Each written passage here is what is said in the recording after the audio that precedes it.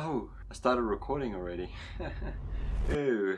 I was just looking at my older camera that I used to use. This is the Fujifilm Finepix S700. One of the first cameras I ever got, and it's around a 2007 camera. For its age, like, I was pretty shocked at what this camera could do. That was one of the first pictures I took and I was like, wow. As you can see in the picture, it's about golden hour. I just love the gold coming around her hair. I'm actually going to use this little camera right here to demonstrate shutter speed and aperture for you guys today. So let's get into it without wasting any more time. Let's do it! What's up YouTube? Tyron Fister here, back with a brand new video for you guys. And today we will be discussing... Sorry, I thought cringy YouTube edits would still work now. Yeah, sorry about that. That was painful. Today we'll be discussing shutter speed and aperture, two of the most important aspects of photography. There is still one more, which is ISO, but this we will discuss in another video, so please sure to subscribe and look out for that video coming soon. Now let's look at shutter speed. So let's say you want to catch a shot of someone walking by, or even running. You want to catch a shot of that real quick, clean, clear, but maybe you keep getting that blurred shot where all you see is this blur and you don't really get that crisp, clear shot. That is because you're using a way too low shutter speed. Now to get these clear shots, you want to use a higher shutter speed. Now your shutter speed determines how quick that shutter closes. So if you set a higher shutter speed, it will close much quicker. So it will be crisp, clear, there won't be any blur, and it's just, yeah, you'll just love that photo. Let me show you guys a quick example. I'm going to put my camera into manual mode right now, and I'm going to adjust my shutter speed to around 1/320. And do a jump right in front of the camera.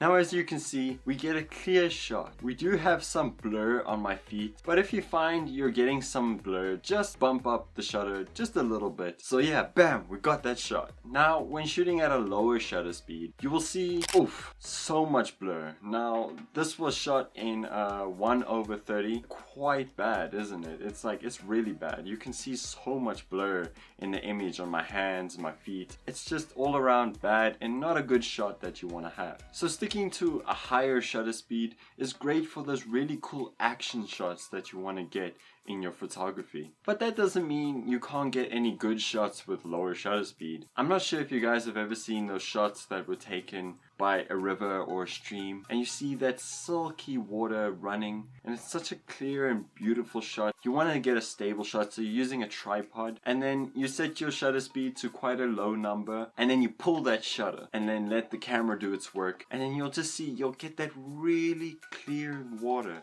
It's just so good. I love it so much.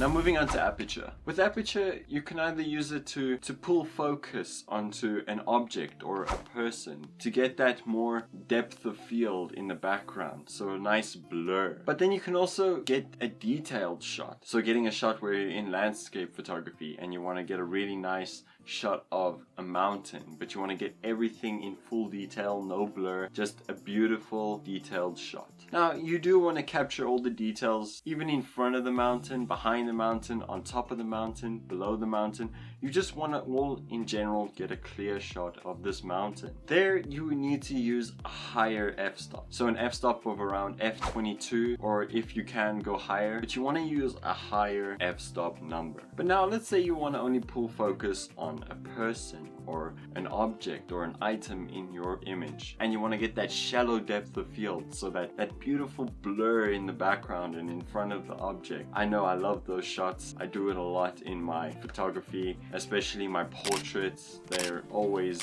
got that nice shallow depth of field. So to do that, you will want to use a lower f-stop number.